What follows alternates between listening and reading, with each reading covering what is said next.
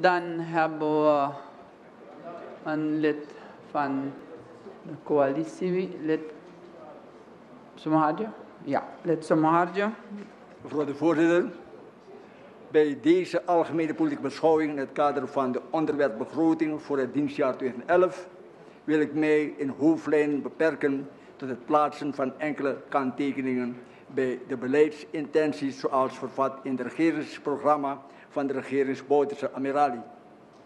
De fractie van de Volksalliantie Partij voor geeft als partner in de coalitie de ondersteuning aan de plannen die moeten leiden tot de grote ontwikkeling van Suriname, waarbij meer welvaart en welzijn voor iedereen gecreëerd wordt. Mevrouw de voorzitter, het zou goed zijn om te weten wat er concreet gedaan zal worden om de capaciteit van de beschikbare menselijke hulpbronnen waar nodig te versterken voor de grote opdracht die de regering heeft uit te voeren. Sanering van het overheidsapparaat zou samen kunnen gaan met de planning voor de diverse sectoren, waarbij om- en bijscholing van het nodige personeel in acht genomen dient te worden. Hierdoor kunnen de ontwikkelingsdoelen effectiever worden bereikt en kan zo de gewenste bijdrage aan het bruto nationaal product worden geleverd. Mevrouw de voorzitter, de regering heeft zich voorgenomen om gelet op de achterstand in de ontwikkeling van ons land versneld te werken aan de welvaarts- en welzijnsgroei van ons volk. Daarbij zal optimaal gebruik gemaakt worden van de beschikbare menselijke en natuurlijke hulpbronnen. Uiteindelijk zal niet alleen de productie, infrastructuur en landbouw, maar ook de huizenbouw en andere programma's met deze middelen gerealiseerd moeten worden. Het is daarom nodig om naar te gaan hoe het een en ander zal worden gefinancierd. Zie daar het belang van en de rol die de economische diplomatie kan spelen als middel om de gestelde doelen te helpen realiseren. Natuurlijk is het belangrijk om vooraf te weten als er voldoende arbeidspotentieel beschikbaar is voor de plannen die in het verschiet liggen en hoe ver arbeidskrachten uit de publieke sector vrij en geschikt gemaakt moeten worden om ingezet te worden in de private sector. Afslanking van de ambtenarij kan op deze manier zonder noemenswaardig verzet verwezenlijkt worden, maar mogelijk heeft de regering andere modaliteiten en indien dat zo is, zou de fractie van Volksalliantie dat graag voornemen. Mevrouw de voorzitter, in de regeringsverklaring van 2010-2015, kruispunt, samen met betere tijden, zijn de volgende beleidsspeurpunten aangegeven. 1. Duurzame werkgelegenheid. 2. Investeringen in de productiesectoren. 3. Educatie. 4. Innovatie. En in de regeringsverklaring is ook aangegeven dat onderwijs, ontwikkelingsinnovatie, infrastructuur, voedselvoorziening, industriële productie, buitenlandse handel en nationale veiligheid de beleidsprioriteiten van de regering zijn. Wel, mevrouw de voorzitter. Duurzame werkgelegenheid, investeringen in de arbeidssector en onderwijs. De arbeidssector is bij uitstek een sector waar een behoorlijke arbeidscapaciteit voor wat betreft werkgelegenheid ontwikkeld kan worden. Op dit moment biedt de agrariesector aan 25.000 tot 30.000 mensen werkgelegenheid. De sector kent ook circa 7.000 gezinsbedrijven. Er kan dus ook gesteld worden dat de agrariesector als productsector de meest ondernemende is.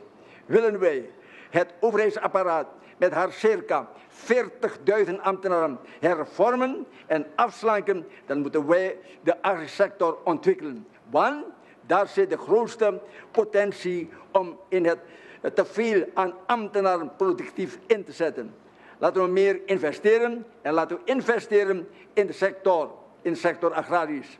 Laten we ons onderwijs afstemmen op het ontwikkelen van capaciteit nodig om de agrarische ontwikkeling daadwerkelijk duurzaam tot stand te brengen en duurzame werkgelegenheid te creëren. Mevrouw de voorzitter. Verder staat de rol van de agrarische sector. De agrarische sector neemt in het regeringsbeleid een voorname plaats in.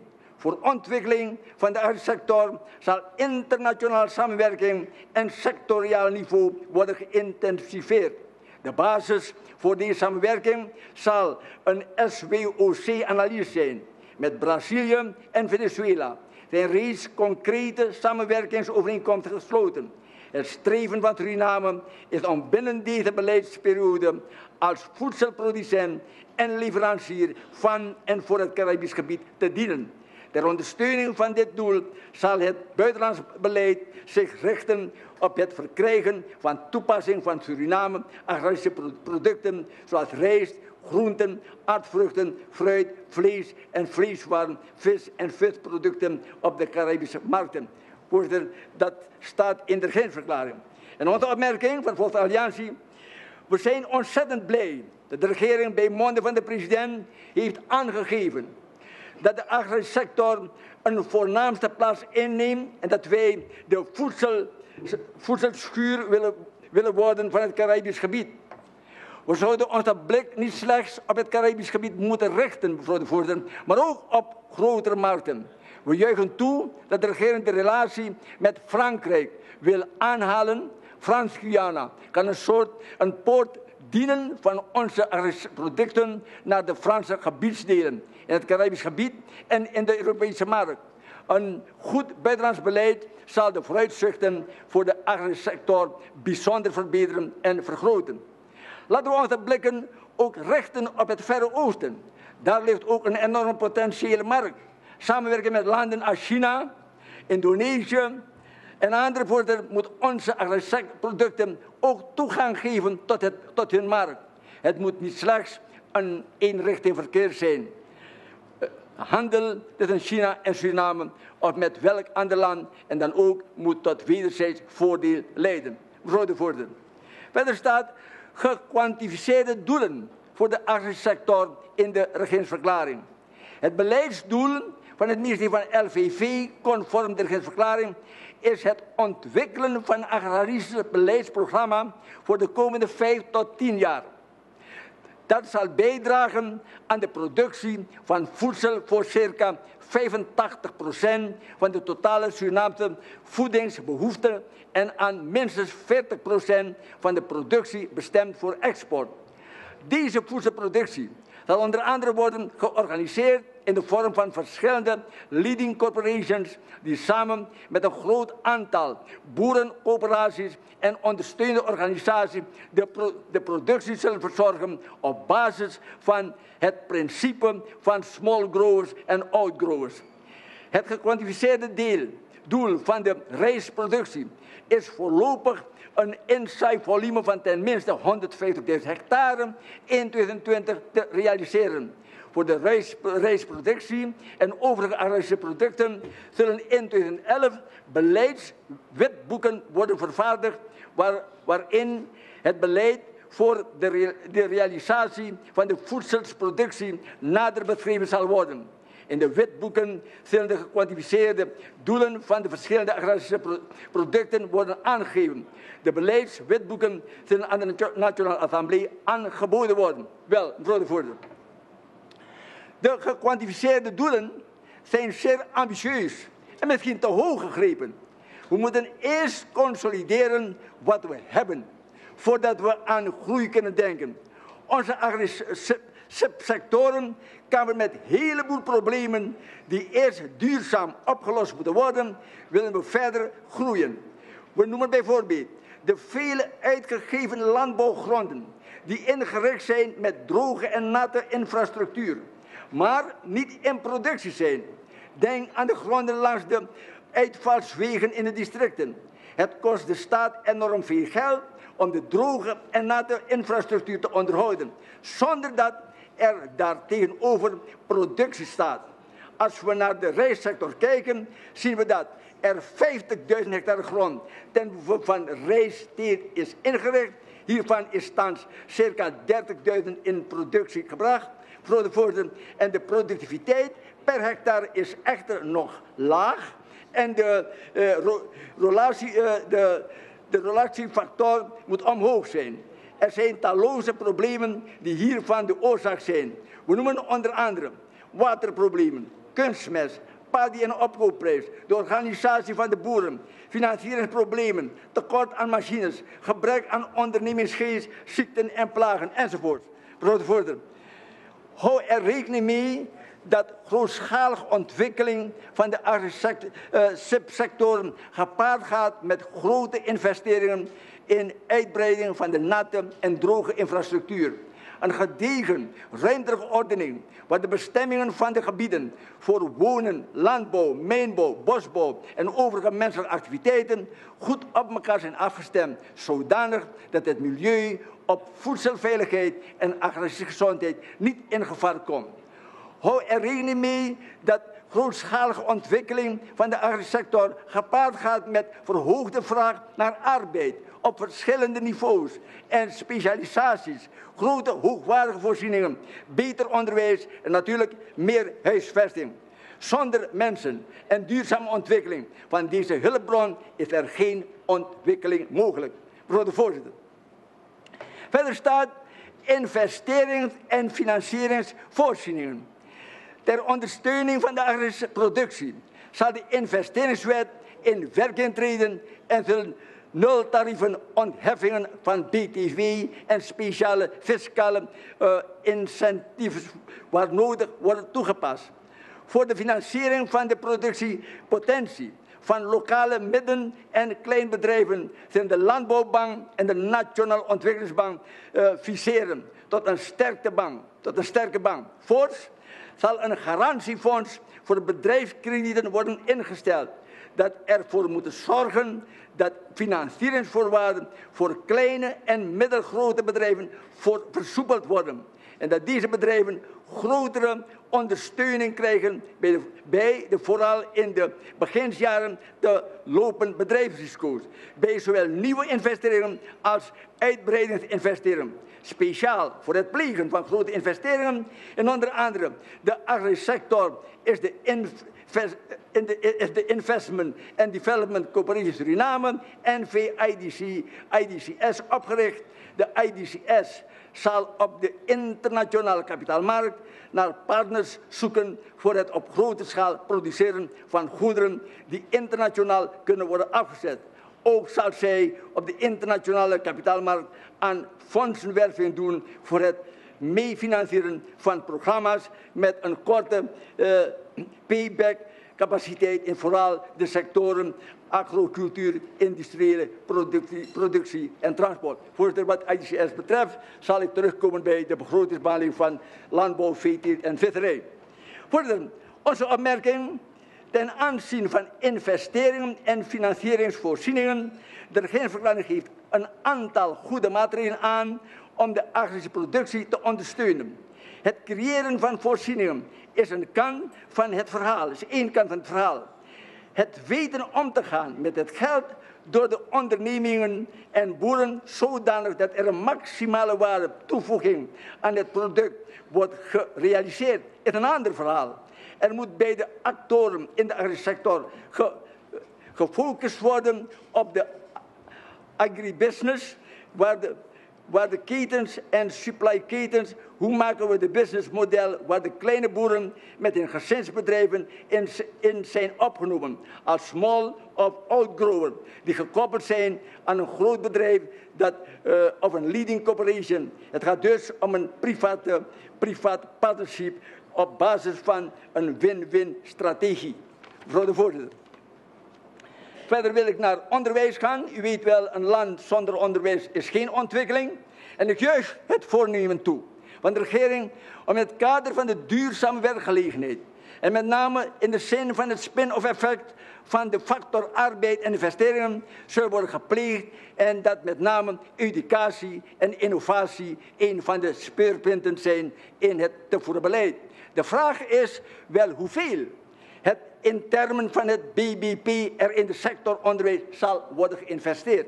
Mevrouw de voorzitter, Suriname besteedt circa 5 tot 6% van het BBP in de sector onderwijs. Hetgeen betekent dat er jaarlijks tussen 20 en 20% van de gewone dienst van het staatsbudget aan onderwijs wordt uitgegeven.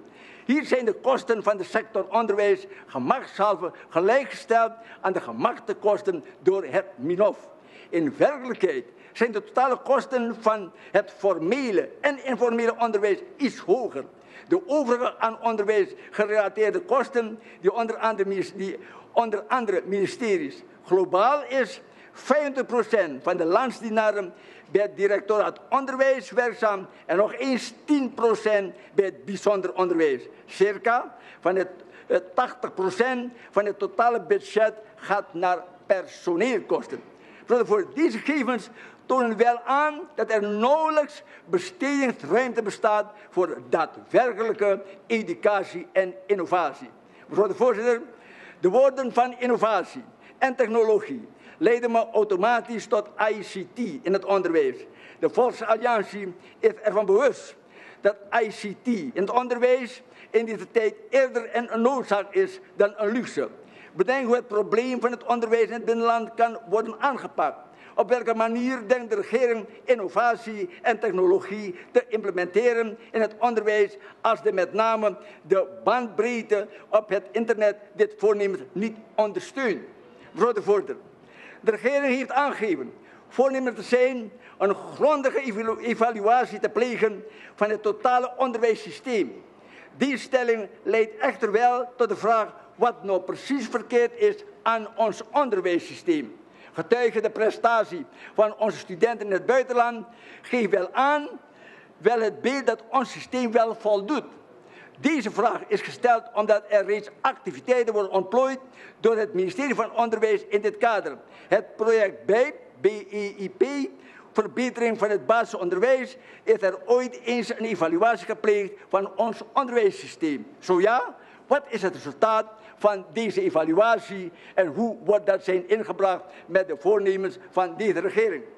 Mevrouw de voorzitter, ik ben heel blij dat deze regering de wetenschap en technologie een bijzondere plaats toebedeelt in het voerend beleid.